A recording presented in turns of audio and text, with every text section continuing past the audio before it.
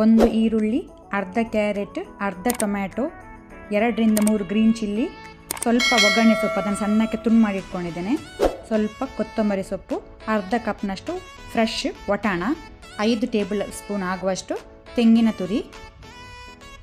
ಪಾತ್ರೆಗೆ ಸ್ವಲ್ಪ ಎಣ್ಣೆ ಹಾಕೋಣ.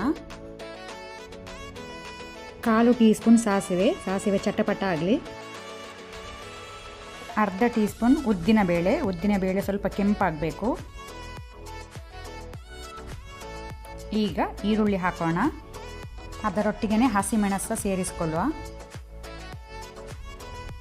ಈಗ ನಾವು ಟೊಮೆಟೊ ಹಾಕಿ ಸ್ವಲ್ಪ ಫ್ರೈ ಮಾಡುವ.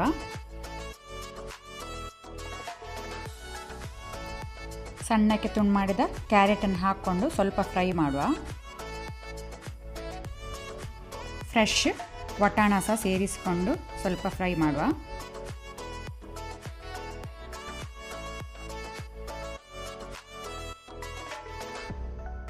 ಈಗ ನಾವು ತುಪ್ಪ ಹಾಕೋಣ.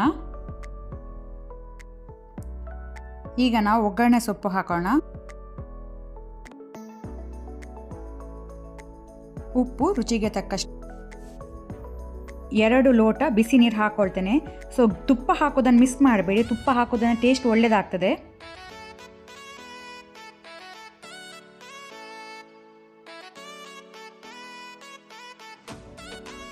ಮುಕ್ಕಾಲು ಲೋಟೆಯಷ್ಟು ಬಾಂಬೆ ರವೆ. ಈಗ ನಾನು ಪಾತ್ರೆಗೆ 1 ಟೇಬಲ್ ಸ್ಪೂನ್ ತುಪ್ಪ ಹಾಕ್ಕೊಳ್ತೇನೆ. ತುಪ್ಪ ಹಾಕ್ಕೊಂಡು ರವೆಯನ್ನು ರೋಸ್ಟ್ ಮಾಡಿದರೆ ಟೇಸ್ಟ್ ಅಂತೂ ಸೂಪರ್ ಆಗುತ್ತೆ ಉಪ್ಮಾದಲ್ಲಿ. ರವೆ ಕೆಂಪಾದರೆ ಸಾಕು.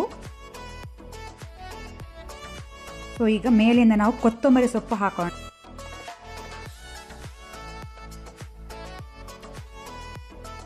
ಈಗ ನಾವು ರೋಸ್ಟ್ ಮಾಡಿದ ರವೆಯನ್ನು ಸೇರಿಸಿಕೊಳ್ಳುವ. ಕಂಟಿನ್ಯೂಸ್ ಮಿಕ್ಸ್ ಮಾಡಿ.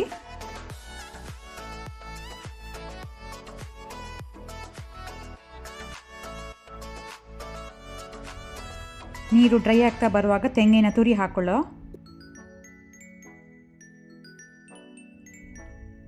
ಒಳ್ಳೆ ರೀತಿಯೊಮ್ಮೆ ಮಿಕ್ಸ್ ಮಾಡುವ.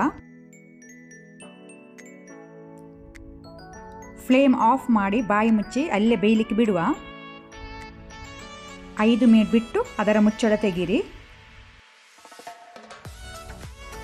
ಯಮ್ಮಿಯಾದ ವೆಜಿಟೇಬಲ್ ಉಪ್ಮಾ ರೆಡಿಯಾಗಿದೆ ಸರ್ವ್ ಮಾಡಲಿಕ್ಕೆ. ಬಿಸಿ ಬಿಸಿ ಸರ್ವ್ ಮಾಡಿ.